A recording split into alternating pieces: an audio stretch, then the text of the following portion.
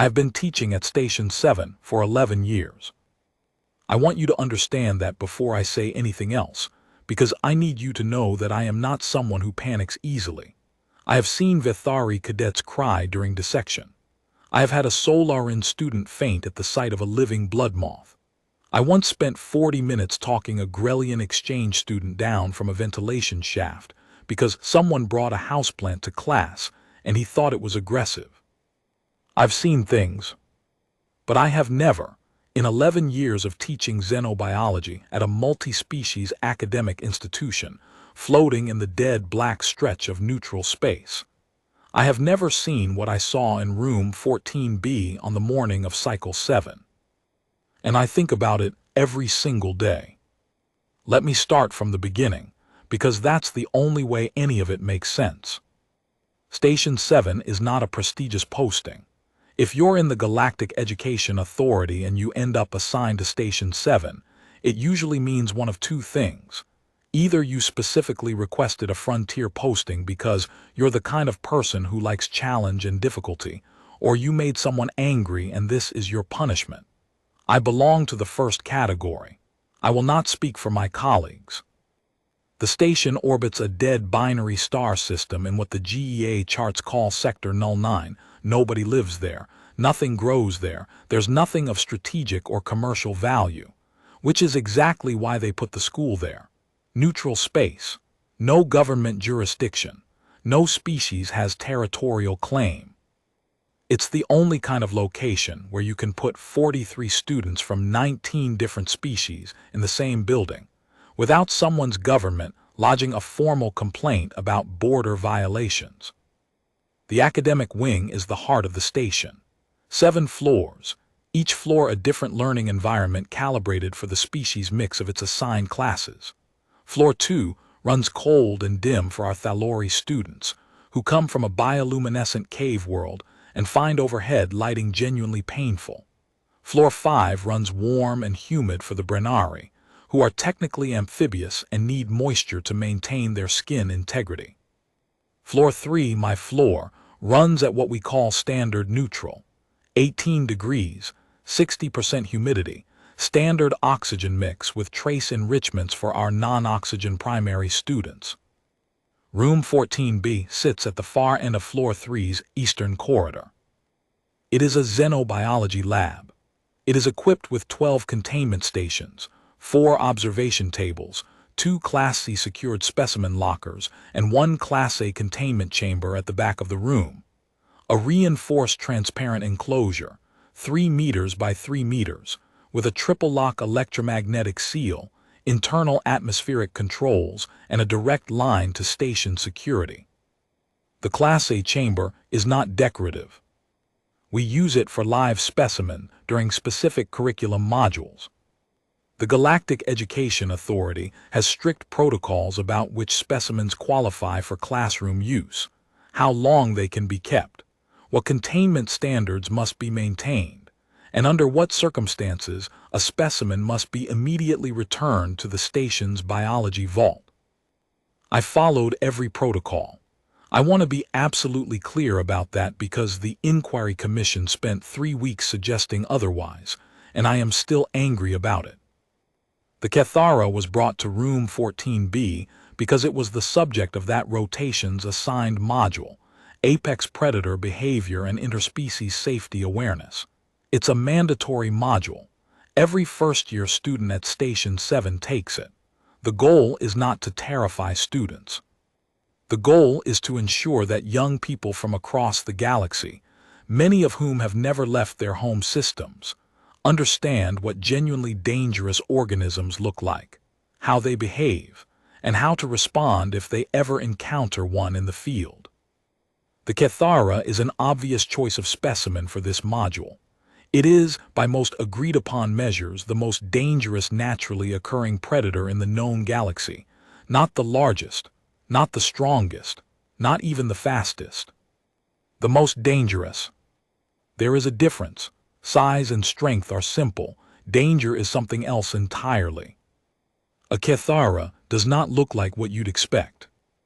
That's the first thing I always tell students before I show them the specimen.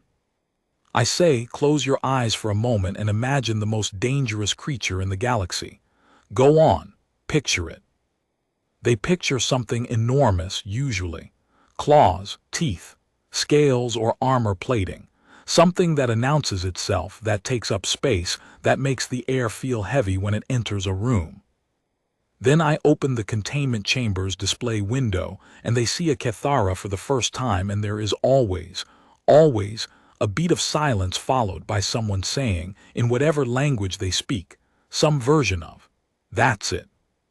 Because a Cathara is small, about the size of a large Earth housecat, if Earth housecats had 6 limbs instead of 4 matte black scales that absorb light rather than reflecting it, and eyes the pale silver gray of a frozen moon. It doesn't look like a monster. It looks like something that could curl up in your lap. Until you understand what it can do. A Cathara has 3 primary predatory tools, and I will explain them because they matter for the rest of this account. First, its scales. The matte black absorptive coating doesn't just look dark. It actively disrupts certain frequencies of electromagnetic sensing. Most species with biological sensor organs, the Vethari, the Solaran, the Brenari, have some form of electromagnetic sensitivity in addition to standard optical vision. The Cathara's scales make it nearly invisible to biological M sensing at distances over 4 meters. To those species, it essentially disappears. Second, its chemical glands. A Cathara can produce voluntarily a cocktail of neurochemical compounds that it releases through microscopic pores in its underbelly. These compounds, when airborne at sufficient concentration, produce species-specific responses in most known sentient organisms. In most species, the response is paralysis of the voluntary nervous system. The creature smells something, the brain tries to process it, and the motor signals simply stop. The duration varies. In Vethari, it's roughly 40 seconds. In Brenari, about 2 minutes. In Solaran, it can be as long as 8 minutes. Third, and this is the one that keeps xenobiologists up at night, its intelligence. A Cathara, despite having a brain roughly the size of a clenched fist, scores on non-language cognitive assessments at a level comparable to a moderately intelligent adolescent of most species. It problem solves. It remembers. It observes an environment before it acts. It selects its prey not randomly but strategically, targeting the individual it has assessed as the greatest threat to its success. It hunts the way a chess player plays, not the piece closest to it, the one that matters most. This is why it is considered the most dangerous natural predator in the known galaxy, not because of what it can do, because of how it thinks about when to do it. In a controlled containment environment, with the correct atmospheric filters running, a Cathara is observable and educationally valuable. The chemical compounds are neutralized by the containment system's atmospheric scrubbers before they can reach the classroom atmosphere. The triple lock seal means it cannot exit without deliberate override. A Cathara in a Class A chamber is, by all designed and tested parameters, safe. I had brought the Cathara to room 14B2 cycles before the incident to complete preparation checks. I had run all required protocol verifications. Every seal had confirmed active. Every atmospheric reading had returned clean. I had filed the mandatory pre-module safety report with station security and received the required sign-off from Chief Security Officer Darren Haas. Everything was in order. I want you to hold on to that, because what happened next did not happen because anything was out of order. It happened because a Cathara is smarter than the protocols we designed to contain it. Secondary account, Cadet Yerisol Solaran Exchange, Seat 4F. Translated from Solaran Lumen Script by GEA Language Services. I don't think I slept the night before that class. I had heard about the Cathara module from second-year students. It's something of a tradition at Station 7. The older students tell the first years about it in ways designed to maximize fear. Someone had told my roommate that a Cathara once killed an entire maintenance crew on a GEA survey vessel. Someone else said the specimen in the biology vault had already tried to breach containment twice. I don't know if any of it was true. In retrospect, it probably wasn't, or it was exaggerated. The way stories always get exaggerated when they travel between young people who are far from home and a little afraid. But I was afraid that morning. I won't pretend I wasn't. I arrived at room 14B early. I am always early. It's a cultural habit. Solarin consider punctuality a form of respect. And I stood in the corridor for a moment before going in because I could feel, even through the sealed door, something different about the air. A pressure, not physical. Something my sensory organs were picking up that my brain hadn't categorized yet. My species has fairly well-developed electromagnetic sensitivity. Instructor Celis would later explain that this was actually a disadvantage in a Cathara encounter, because the Cathara's scales are specifically evolved to exploit that kind of sensing. But in that corridor, before anything had happened, what I felt was simply, something is in that room that is weight, not mass. Weight. I went in anyway, because I am a cadet and cadets don't stand in corridors because they have premonitions.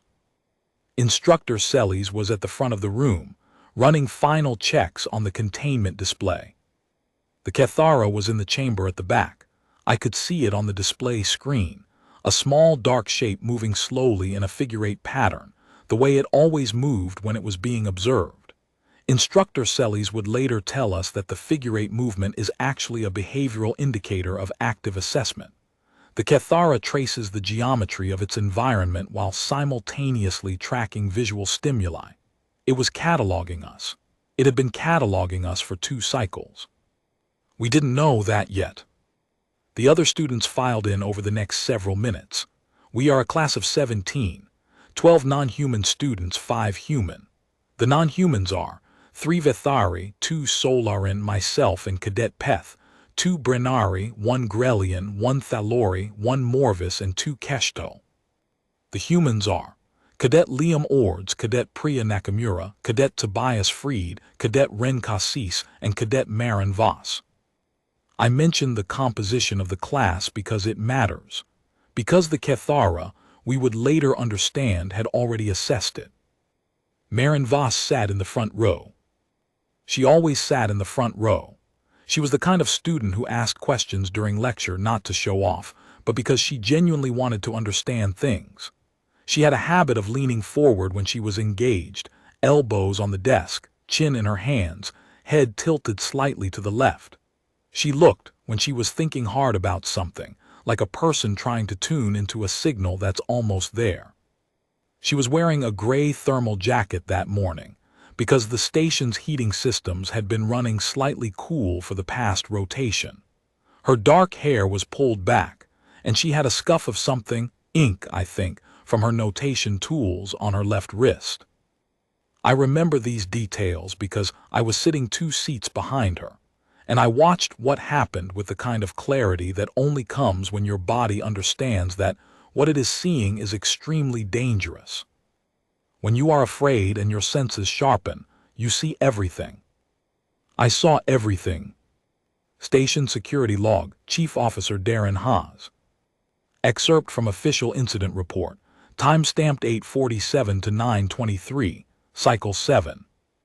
8:47, Standard Morning Security Sweep of Floor 3 Academic Wing completed. All systems nominal. Room 14B logged as Active Educational Session, Xenobiology Module 4, Cathara Observation. Containment status logged as secure at 8:49 per automated system check.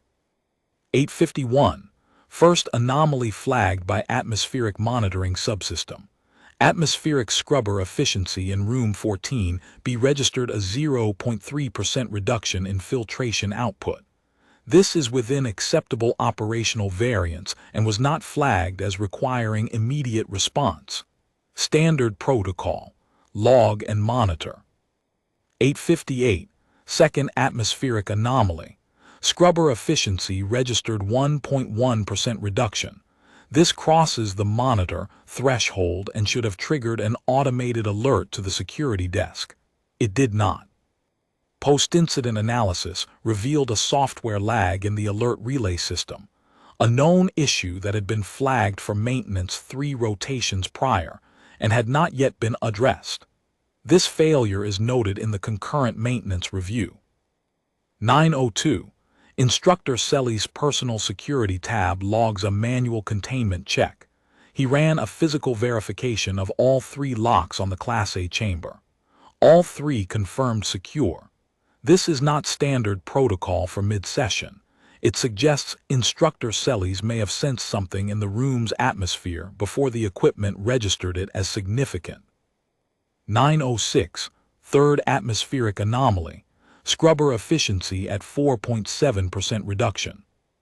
This is the threshold at which the Kethara's chemical compounds could begin to reach detectable concentrations in open classroom atmosphere. Alert relay still failing. No automated notification sent. 907. First emergency signal received at security desk.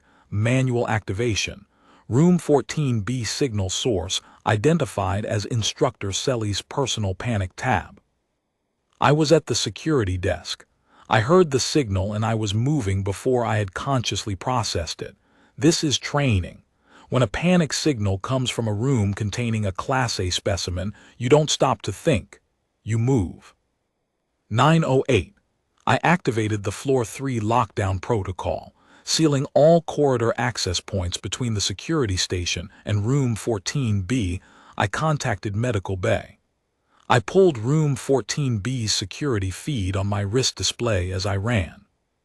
What I saw on that feed, I have watched it many times since. Each time I watch it, I am aware of 2 things simultaneously. The part of my brain that is a security professional, analyzing what I'm seeing for tactical information, and the part of my brain that is just a person, watching something happen to people I know, and feeling the cold, specific helplessness of being 30 seconds away when 30 seconds is too long. What I saw was this.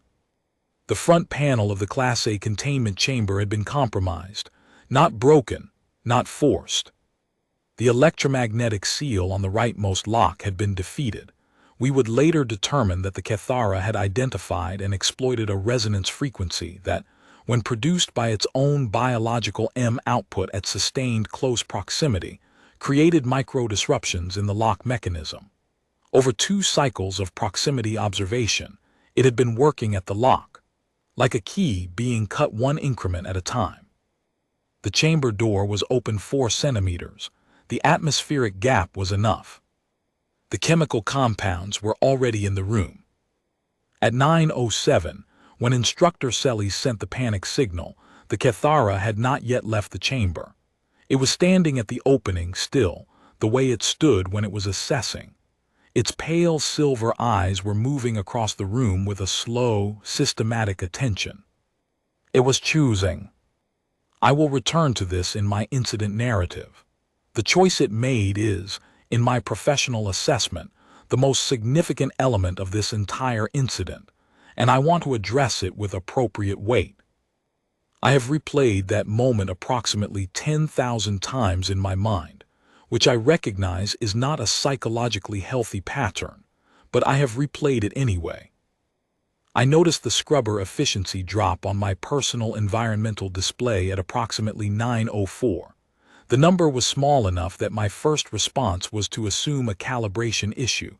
Equipment on Station 7 is not new, and calibration drift is common. I ran a manual check. The reading held 1.9% scrubber reduction. My second response, and this happened fast, faster than I would have predicted of myself, was to look at the containment chamber. The Kethara was at the door. Not moving, not pressing against it, just standing at the interior face of the door, its pale eyes level, watching the room. The door looked closed. The locks looked engaged. But the Kethara was at the door the way a person stands at a door they've already unlocked, not trying to open it, just waiting. I understood immediately what that meant.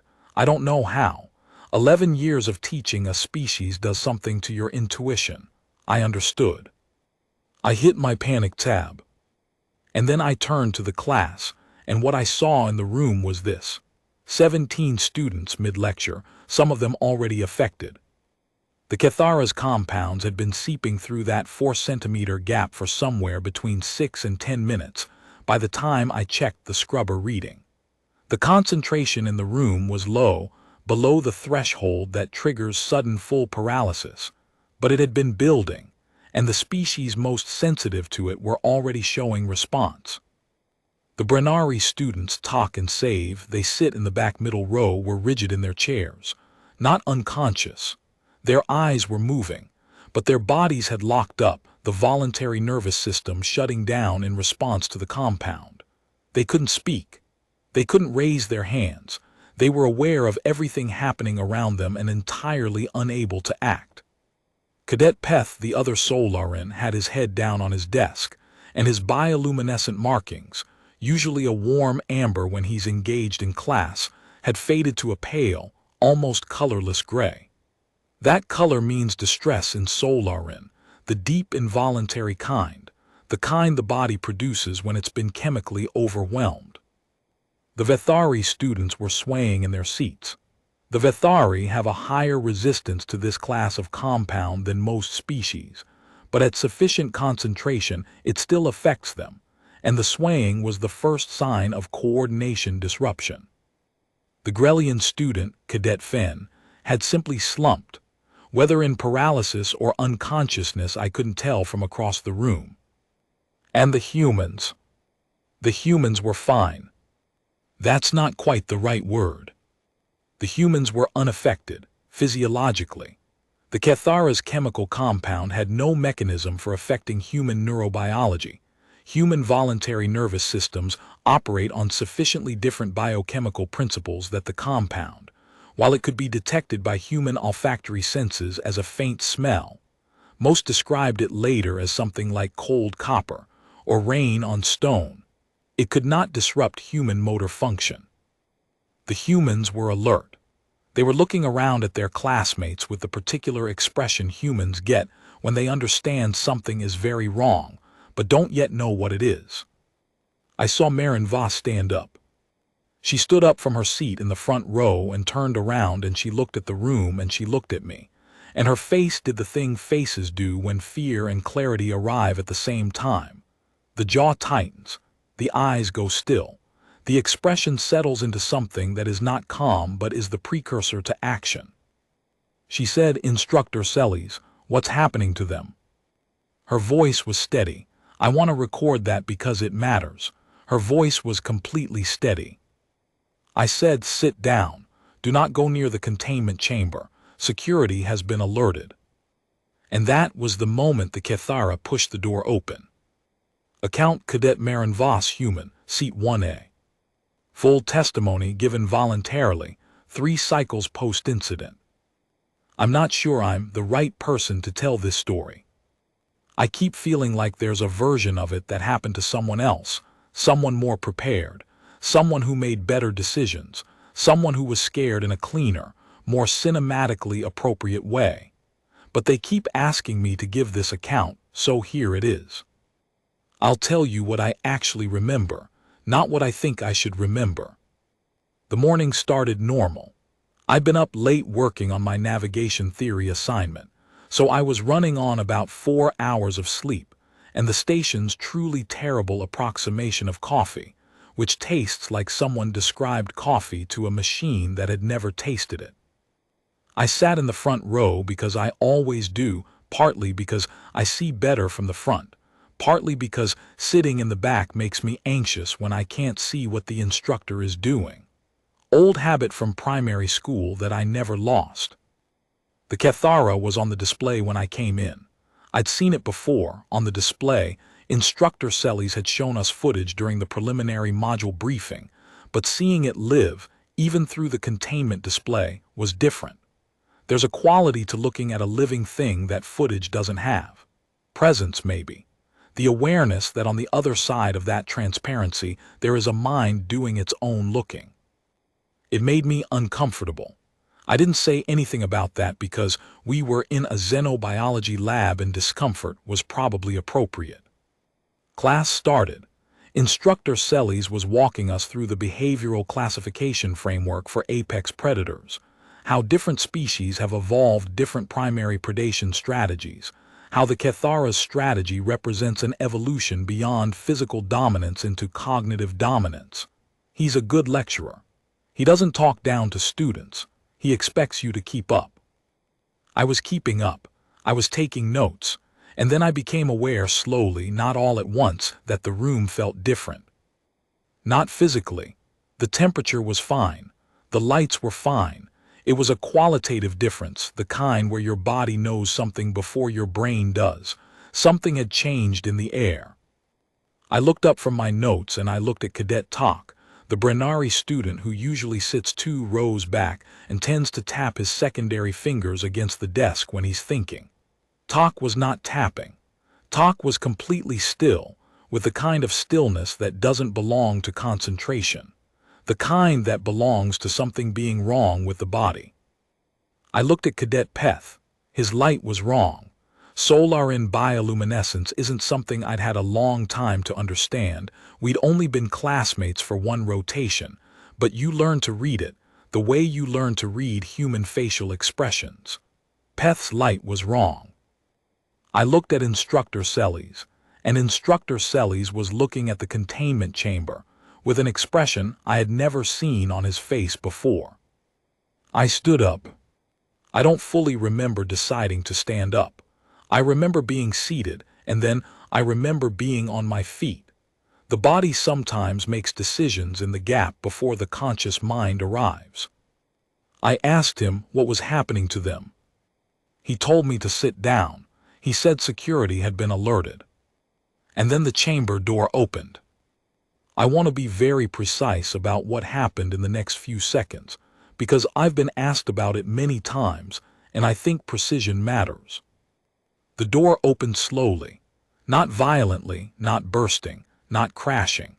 It swung outward on its hinge with a soft mechanical sound, the way any door opens when something pushes it steadily from the inside. The Cathara stood in the opening and it did not immediately enter the room. It stood there, and it looked at the room the way I imagine a general looks at a battlefield, methodically, from left to right, taking in the positions and the states of everything present. I was the only person standing.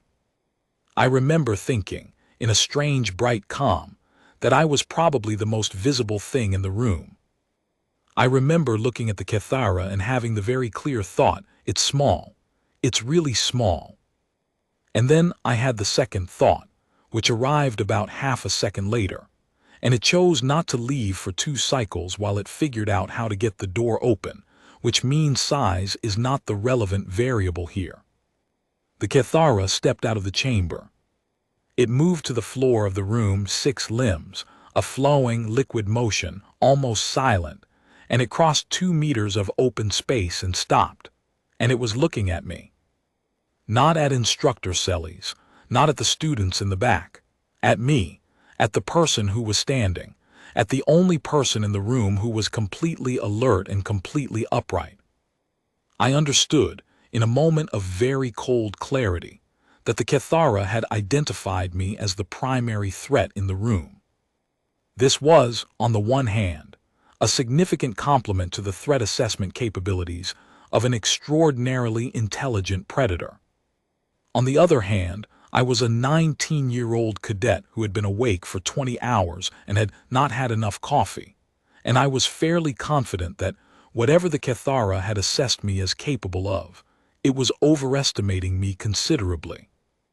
But it had chosen me, and that meant something had to happen between me and it before security arrived. So I stood there, and the Cathara stood there, and the room around us was full of students who couldn't move, and I started talking. I know how it sounds. She started talking. But here's the thing, and this is something I didn't understand until after, when I read the xenobiology literature that Instructor Celis pointed me toward during recovery. A Cathara's attack is not random. It is not reactive in the way a startled animal attacks. A Cathara attacks when it has completed its threat assessment and made its decision. The attack is the conclusion of a process. As long as the process is ongoing, as long as there is new information being added that requires assessment, the attack is delayed. A Kethara does not attack something it is still trying to understand. I didn't know this at the time. I want to be clear about that. I did not make this calculation consciously. What I did was this. I was standing in front of something very dangerous that was looking at me with something that felt, even though I know attributing human-readable emotions to a Kethara is scientifically dubious, like attention, like consideration. And my instinct, faced with something giving me its full consideration, was to give it something back to consider. So I talked. I said, "Okay, hi." I said it the way you say it to a dog that's off its leash and you're not sure if it's friendly, not aggressive, not backing away, just acknowledging. Present tense. I'm here. You're here. Let's see what this is. The Kethara's head tilted. Tiny movement, but it tilted. And I felt again, unscientifically, but I felt it, that this was the equivalent of a pause, a recalibration. I kept going. I said, "I can see you figured out the lock. Honestly, that's incredible. The GEA spent a lot of engineering on that lock. You must have been working on it for a while. Which means you were planning this." I have no idea why I started analyzing its behavior out loud. I think on some level I was trying to make sense of what was happening, and talking is how I process things, and the Kethara happened to be the only available audience. But here is the strange thing. Here is the thing that I've thought about many times since. When I said the word planning, the Kethara's pale eyes did something. They shifted, not to a new location in the room, but in quality, like the aperture of a lens adjusting, like something that had been loose had tightened. It was responding to a specific word. Later, much later, I would learn that Kethara cognitive research, which is extremely limited because the subjects are notoriously difficult to study safely, suggests that Kethara have some degree of response to vocalization patterns associated with recognition. They cannot understand language, but they respond at a neurological level that researchers can measure to the pattern of vocalization that corresponds to being accurately perceived, being seen clearly, being understood. When I named what it had done, planning, as accurately and specifically as I could, the Kethara responded to being seen. I kept naming things. I said, "You've been watching the room for 2 cycles. You mapped where everyone sits. You know which students are most affected by the compounds and which aren't. You know I'm still functional, and you came straight to me. You didn't go to the door. You didn't go for the exits. You came to me because you assessed me as the biggest problem." Each time I said something accurate, that lens shift happened in its eyes. I said, "I don't know if you understand what I'm saying. I genuinely don't. But I think some part of you knows that I'm trying to understand what you did, and I think I might be completely wrong about this, but I think that matters to you." The Kethara sat down. Not collapsed, not fell, sat. The way a cat sits, weight distributed, limbs folded, posture contained. It went from standing to sitting in one smooth motion, and it did not take its eyes off me. And it stayed there. I kept talking, I don't know for how long. I was aware of instructor Sellies behind me, very still, and of the other students in various states of affected stillness, and of the sound of the ventilation system and the distant hum of the station's rotation mechanism. I was aware of the security door at the far end of the corridor, which had not yet opened. I was aware that my hands were shaking, and I was holding them still by pressing them against my thighs. I was talking to a Kethara. I said things I barely remember. I told it about the module, what we were studying, what instructor Sellies had been teaching us. I described the behavioral framework we'd been given out loud, as if explaining it back to the subject of the framework.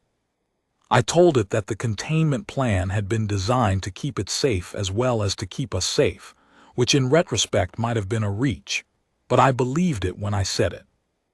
At some point I said, I know this room is small. I know a locked box is a locked box even if it has temperature control. And the Cathara's head tilted again, and I had the overwhelming and completely unverifiable sensation that something had been acknowledged. The security door opened at 9:12 according to the log.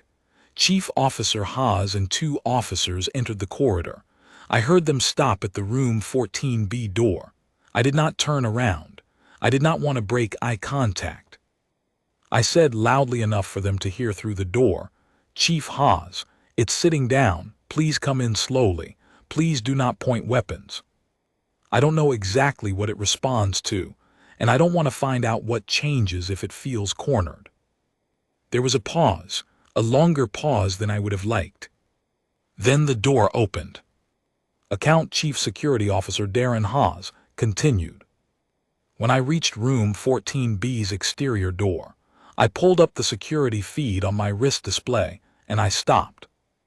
I want to be clear about why I stopped. I stopped because what I was looking at on that display required a full second of processing before I could act on it, and I am not a person who typically needs a full second. The Cathara was seated on the classroom floor approximately 1.5 meters from Cadet Voss. Cadet Voss was standing in front of it, speaking. The Cathara was watching her with, and I am a security professional who writes incident reports for a living, and I am still going to use this word, with attention, with a quality of focus that in any other context, in any other creature, I would describe as listening. My officers had their disruptor units raised, standard protocol for Class A specimen breach. I told them to hold. They looked at me. I said again, hold. Because if I fired a disruptor into a Cathara that was sitting calmly in the presence of a student who was actively managing its attention, if I disrupted whatever was happening in that room with a shock, I had no reliable prediction of what came next. Disruptors work on most species, but they work by causing temporary pain. A Cathara experiencing pain in an unfamiliar environment with what it has assessed as a primary threat directly in front of it is not a safer Cathara. And I heard Cadet Voss's voice through the door. She said, please come in slowly. Please do not point weapons. I don't know exactly what it responds to, and I don't want to find out what changes if it feels cornered. This is the sentence I have thought about most, in all of the many times I have thought about this incident. She was managing a Cathara. She had been managing it alone for approximately 5 minutes. And she understood. She had understood without anyone telling her that the management was contingent on the Cathara's assessment of the situation, and that anything that changed the Cathara's assessment in the wrong direction ended the management. She was a 19-year-old cadet with 4 hours of sleep and bad coffee in her system, and she had worked out a better tactical response than the one my training would have directed me toward. I holstered my disruptor. I told my officers to do the same. I told Officer Venn to stay in the corridor with a tranquilizer unit, the sedative type, not the shock type, as a last resort only, on my explicit command only. And I opened the door. Account Cadet Marin Voss continued. Chief Haas came in. He was alone. I found out later the second officer was in the corridor. He came in the way I'd asked slowly, without weapons visible. The Cathara tracked his movement when the door opened. I saw it happen. The silver eyes shifted to the new input, assessed it, returned to me. It did not stand up. I said, keeping my voice level, Chief Haas, please stop where you are. It clocked you, but it came back to me. I think as long as we don't change the geometry too fast, it'll hold. He stopped. He was good. He stopped exactly where he was, and he didn't move. I said to the Cathara, that's Chief Haas. He runs station security. He's here because the alarm went off because I think you knew it would, and I think you factored that in. He's not going to hurt you. I had no basis for promising the second part of that. I said it anyway. The Cathara's eyes were back on me. The room was still quiet. I could hear breathing. Some of the students were beginning to recover from the compounds, now that the chamber door was fully open and the atmospheric containment was disrupted and dispersing. I could hear Instructor Sellies behind me, moving very carefully toward the student desks. The Kethara watched Instructor Sellies move, tracked him, returned to me. It kept returning to me. I said, "I don't know if you were trying to escape. I don't know if that's what this was. I think, and tell me if I'm wrong, though I understand you won't, I think you wanted out of the box. Not necessarily out of the station. Just out of the box." I was fully aware that I was projecting anthropological frameworks onto a six-limbed predator that had almost certainly paralyzed most of my classmates through chemical dispersal and was entirely capable of killing me if it decided to. I was aware that this was not good science. But I also had a feeling, a real feeling not performed, that I was not entirely wrong. Chief Haas said very quietly from behind me, "Voss, there's a secondary containment unit in the service corridor. It's a larger space, 3 times the volume of the Class A chamber. Environmental controls, fresh atmosphere. We can have it ready in 4 minutes. If you can hold this for 4 minutes, we can offer it something better than what it broke out of." I processed this. I said, "Can we show it the space before we ask it to go back into a container? I think the container is the issue. I think it needs to see it's different." There was a pause. Chief Haas said, "That's not in the protocol." I said, "I know." Another pause. He said, 4 minutes. And I turned back to the Kethara and I said, "We're going to show you something. It's going to involve moving, all of us moving together down a corridor. I need you to come with us. Not because we're forcing you, because I'm asking you." The Kethara looked at me. The silver eyes were very still. Then it stood up slowly, the 6 limbs unfolding from their resting position with that liquid grace, and it waited. And I started walking. I was standing in the corridor with a tranquilizer unit, and I was praying, quietly and very sincerely, that I was not going to have to use it. I had seen the Kethara on the security feed.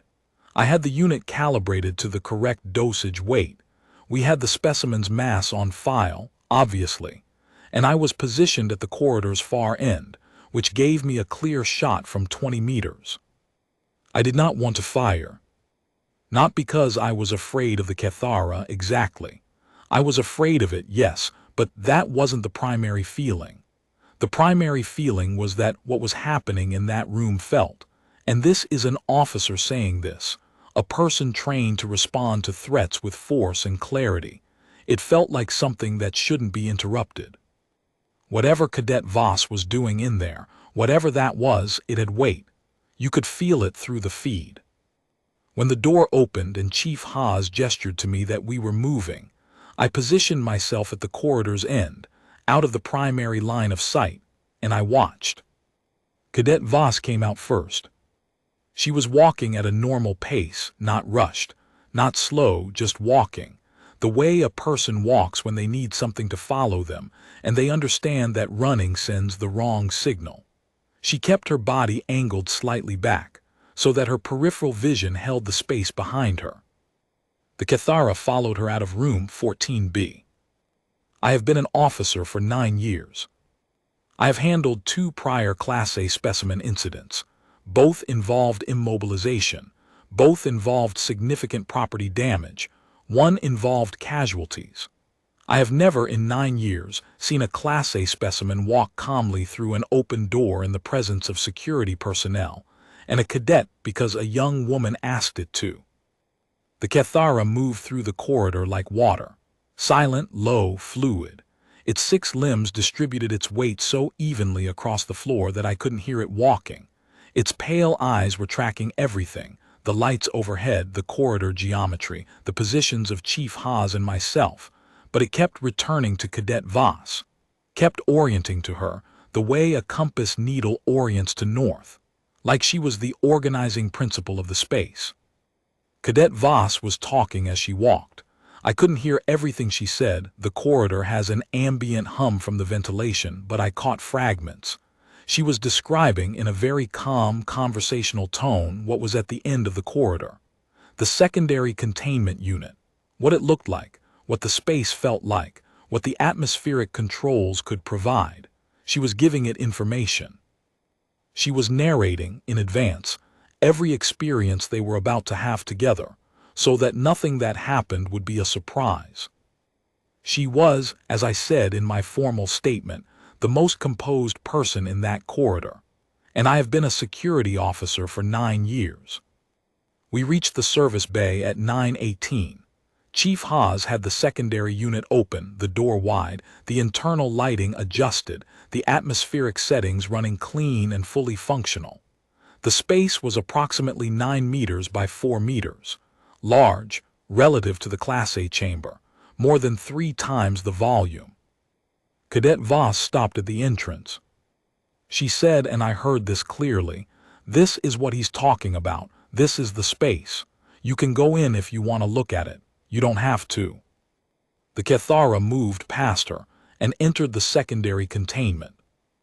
It moved through the space in a slow, systematic circuit. The figure-8 pattern, Instructor Sellies would later explain the assessment motion. It examined the walls. It examined the ventilation intake. It examined the far corner.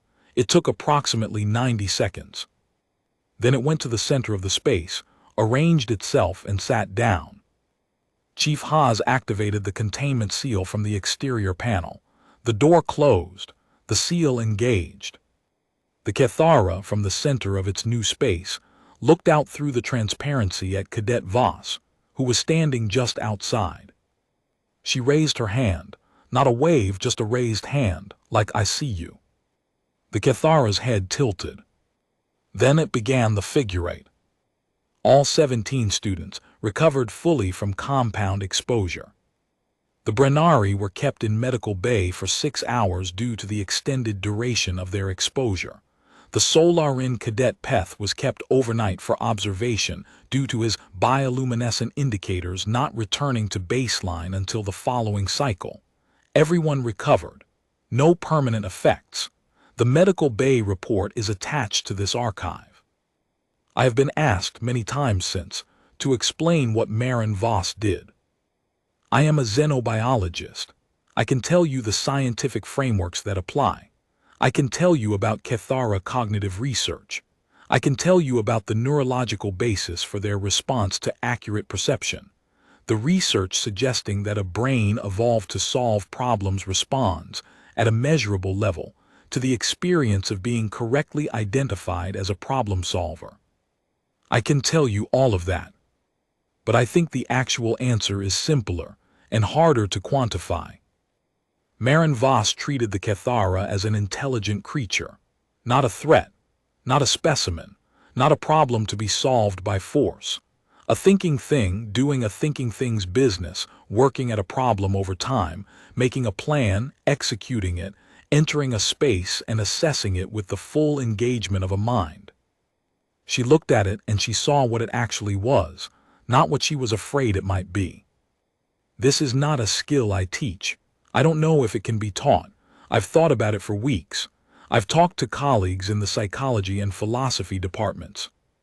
The consensus, to the extent there is one, is that Cadet Voss did something that is genuinely, meaningfully difficult. She held fear and perception simultaneously, without letting one eclipse the other. She was afraid, she has said this. She doesn't minimize it, but she didn't let the fear replace what she was seeing with what fear wanted her to see. She saw a Cathara, she saw exactly what it was, and she worked with that. The Cathara is still in the secondary containment unit. The GEA Biology Vault team has reviewed its living conditions and formally upgraded its habitat classification from Class A containment to what they're calling an enriched secondary environment. The space has been expanded. Environmental variation protocols have been introduced, changes in lighting, temperature, and atmospheric composition at scheduled intervals to provide cognitive stimulation. A research team from the Behavioral Intelligence Division has submitted a proposal to study the specimen in situ. In the formal study proposal, the specimen is designated SA1, Enriched Secondary Environment Specimen 1. Unofficially, and this is not in any formal document, though I suspect it will become a permanent informal tradition, the research team calls it by a different name. They call it VOS. Final account, Cadet Marin VOS. They offered me a commendation, an official interspecies courage citation from the Galactic Education Authority. It's a physical object, a small disk of alloy from all 19 member species home systems, pressed together, carrying the GEA insignia. They frame them and put them on walls. I've seen them on the walls of senior faculty offices. They look impressive. I said thank you, and asked if I could have a copy of the Cathara's behavioral assessment report instead. The GEA representative looked at me for a long moment. Then she said yes. It arrived 2 cycles later, a 70-page document compiled by the Behavioral Intelligence Division, describing in detail what they'd learned about Cathara cognition from observing SA1 in its new environment. I've read it 4 times. There's a section about the specific neurological patterns associated with what the researchers are calling accurate perception response, the Cathara's measurable reaction to being correctly identified. They noted that in all previously recorded studies, this response had been observed at most twice in a given observation period. Typically, a Cathara in a study environment is simply never accurately perceived, because the researchers treat it as a study subject rather than as a thinking entity with its own understanding of what is happening. With SA1, in the week since the incident, the response has been observed on average 11 times per session. The researchers note that SA1 appears to understand that it is being studied and appears to find, in being studied accurately, something that approximates satisfaction. They noted one additional behavioral anomaly that they describe cautiously as possibly unique in recorded Cathara observation. When the research team includes in their session group a student of human species designation, even a different human student, not Cadet VOS specifically, SA1's engagement indicators increase significantly. It pays more attention. It moves with greater intentionality.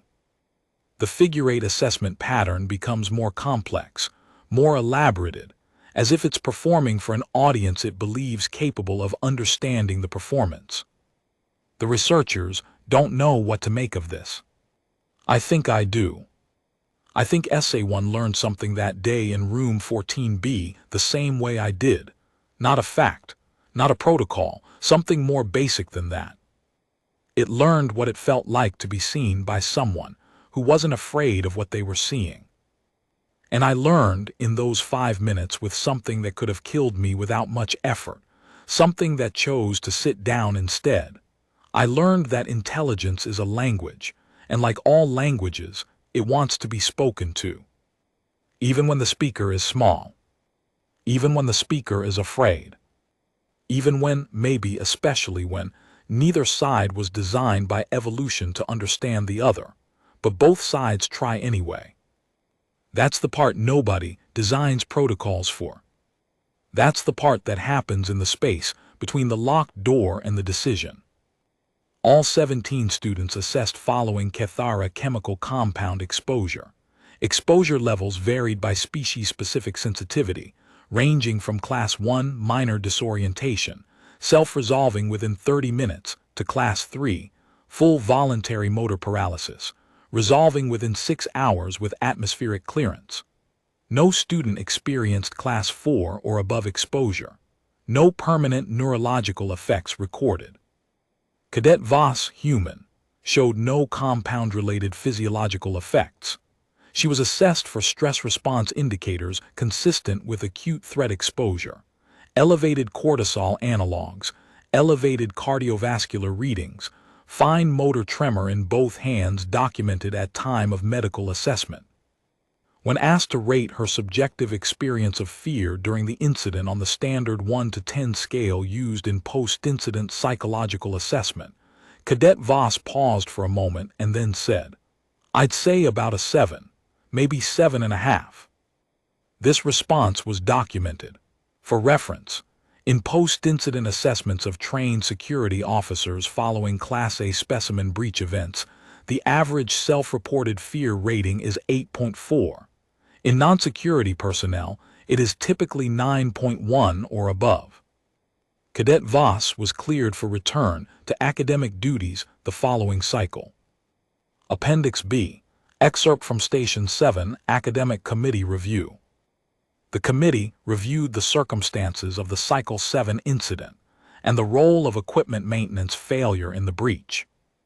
It was unanimously agreed that the alert relay software deficiency requires immediate correction and that pre-module atmospheric verification protocols be upgraded from automated check to mandatory manual check status. The committee further reviewed whether Xenobiology Module 4 should be suspended pending review. Following extended discussion, the committee voted 7-2 in favor of maintaining the module with enhanced protocols. The majority position, summarized by Committee Chair Vesa Orenthal, was as follows. The Cycle 7 incident is not an argument against the Cathara module. It is an argument for it. The purpose of Xenobiology Module 4 is to ensure that students understand what genuinely dangerous organisms are, how they think, and how to respond. The incident demonstrates that this understanding, in the one student who had absorbed and applied it in real conditions, produced outcomes that force could not have guaranteed. We do not suspend a module because it worked. We improve how we teach it. Motion to suspend the module failed. Motion to retain and upgrade passed. Marin. I am writing this because I want you to know that I was aware of everything that happened in that room, even when I could not move. The compound affected my motor function but not my perception. I could see, I could hear, I was fully present. I saw you stand up. I saw you turn around and look at the room with that expression. You know the one where you're processing something faster than it's comfortable to process. I saw you begin to speak to it. Marin, I am from Solaris 7. We are a species that has been alive in the galaxy for approximately 40,000 years longer than humanity. We have cultural traditions and wisdom frameworks and philosophical schools that have had 40,000 years to develop and refine thinking about fear, intelligence, and action. I am telling you this so that you understand that I am not speaking from ignorance when I say, what you did is one of the most genuinely courageous things I have ever seen. Not because you were not afraid. You clearly were afraid. Your hands were shaking when security arrived, I saw it. Because you were afraid and you chose, very deliberately, to give the thing you were afraid of the most accurate and honest attention you were capable of giving. You did not make it smaller to make yourself feel safer. You saw it exactly as large as it was, and you stayed. That is rare. In 40,000 years of Solarin philosophical tradition, we have a word for it. The word translates imperfectly as the willingness to be accurately afraid. I think humans invented it, though, or reinvented it. I'm not sure those are different things. I'm glad you were in the front row. Yearsal. Notes, S. One behavior consistent with elevated engagement during this session. Initiated contact adjacency behavior, approaching the transparency to within 10 centimeters on 4 separate occasions, each coinciding with direct vocalization from the human cadet. Cadet Freed, who had been briefed on the observation context, made the intuitive decision to narrate his observations out loud rather than speaking about the specimen in third person to his colleagues. He said, addressing the transparency directly, I can see you're watching how I move. I move differently when I know something's tracking me. SA1 showed a clear, accurate perception response at the word tracking. It is the research team's developing hypothesis that SA1 has, through some mechanism not yet fully understood, generalized its experience of cycle 7 to a broader behavioral pattern. Extended, focused engagement in the presence of humans who demonstrate direct perceptive attention. The specimen appears to seek, in some functional sense, the experience of being accurately perceived. We are carefully avoiding the word enjoys. We are aware we are not being entirely successful at this. Further observation scheduled.